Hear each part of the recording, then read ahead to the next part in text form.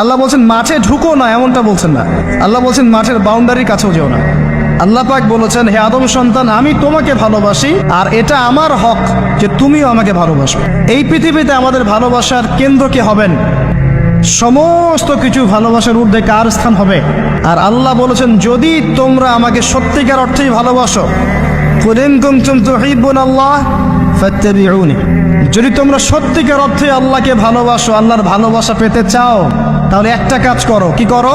ফাত্তাবিউনি, কার অনুসরণ করো? মুহাম্মদুর রাসূলুল্লাহ সাল্লাল্লাহু আলাইহি ওয়াসাল্লাম। আপনি আর আমি আমাদের জীবনের প্রতিটা কাজ যদি মুহাম্মদ সাল্লাল্লাহু আলাইহি ওয়াসাল্লামের তরিকা মতো করি, আপনি প্রমাণ করে দিবেন, হে আল্লাহ, আমি তোমাকে ভালোবাসি, এবং আপনিও আল্লাহর ভালোবাসা পাবেন ইনশাআল্লাহ।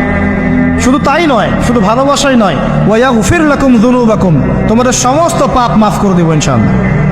আল্লাহু গফুর রহিম, আল্লাহ পাক হচ্ছেন পরম করুণাময়, অসীম দয়ালু।